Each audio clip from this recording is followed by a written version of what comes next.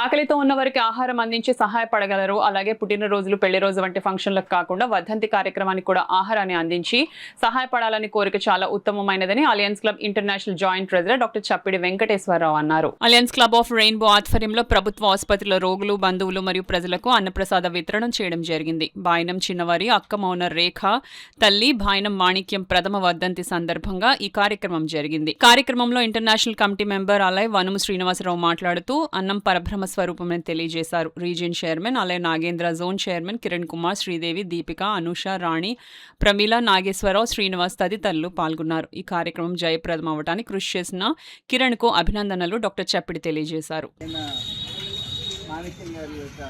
ప్రథమ వర్ధంతి సందర్భంగా ఈరోజు ఈ ప్రభుత్వ ఆసుపత్రి వద్ద రోగులకు వారి అటెండర్లకు ఇక్కడ అన్నదాన కార్యక్రమం ఏర్పాటు చేయడం జరిగింది.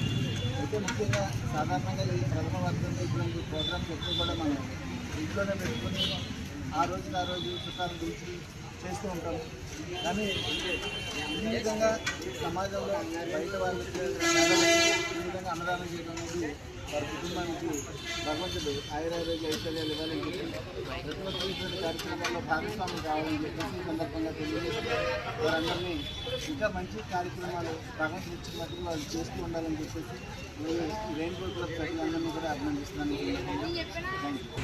ఈరోజు మా అమ్మగారు ప్రథమ వర్ధంతి సందర్భంగా గవర్నమెంట్ హాస్పిటల్లో భోజనాలు ఏర్పాటు చేయడం నాకు ఎంతో ఆనందంగా ఉంది. దీనికి సహకరించిన ప్రజలందరికీ చాలా థ్యాంక్స్.